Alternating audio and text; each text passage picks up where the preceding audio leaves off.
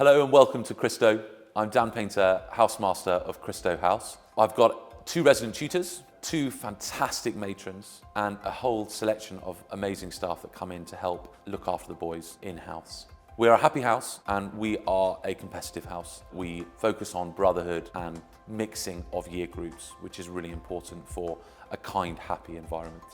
We have some amazing facilities here in Christowe. The main one you can see at the moment are our main common room, a space where the boys could join together as a collective house. We've got a brand new kitchen. We also have a basement where there are other social spaces. We have a gym downstairs.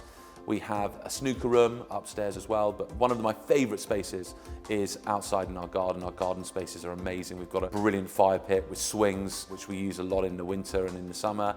We have an orchard where the boys go and play football and rugby and burn off energy. And then we've got a lit yard where the boys throw balls around and in the evenings have a bit of great time together, really. So with the kitchen spaces, we really try and enthuse the boys to cook. The boys go up and have food up at the central catering up at school, but here they're able to cook in the evenings and have snacks during the day. Matrons provide snacks during the day. In the morning, sometimes they provide snacks here in the kitchen.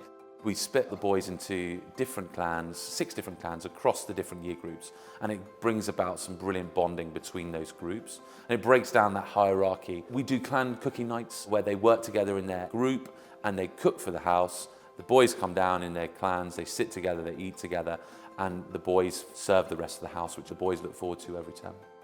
For me, a well-run house is one that the boys are happy. And if they are happy in themselves, if they're happy with their cohort and their group of friends, whether that's in-house and around the other houses, then everything else fits into place and pupils can thrive. My star team and I, it's our number 1 aim to ensure that they are happy, and it's ensuring that that environment is right around them. Because if we feel that the pastoral support is there, everything else can be nurtured and then pupils thrive. But if pupils aren't happy, that's when we start finding everything else starts falling off. The best thing about being at Cheltenham as a boarder is being inside Cheltenham as a town, because we sometimes have activities on for the boys. We take them go-karting or paintballing, or as simple as take them to Roxy Lanes to go bowling or do some darts. But they can then just go into town themselves with their friends. They could go and do some shopping. They can go and have a meal together. They can go and watch a film. There's so much variety that being a boarder here at college provides, whether we put something on for them or whether they get their own time. The key thing about a full boarding house is that vibrancy at our weekend. We have busier weekends. We have quieter weekends. We always have one weekend at the beginning of every half term, which is closed, where everyone is in, and we put on big events such as we go to the water parks. We do all sorts of stuff on that first weekend. We've got a charity run, and then on the quiet weekends we sometimes do individual year group events. We go to the golf range, or we'll go to a rugby game or watch a footy game. So William Boyce was the first housemaster of Christowe back in 1860s. He came into the house and decided he needed an identity. And there was a match between another boarding house, Boyne, and Christowe, a rugby game. There was a chap watching on the sides and was so impressed by the dedication and work ethic and will to win from the Christowe boys that he went up to the captain at the end, the head of house, and handed him his cap badge and said, "Congratulations." He was an officer in the Lancers Regiment. He handed over the Skull and Crossbones Lancers Regiment cap badge, and from then on, we've been known as Skull and Crossbones, we've been known as XT. Our strapline is now Nil Desperandum, which is never despair.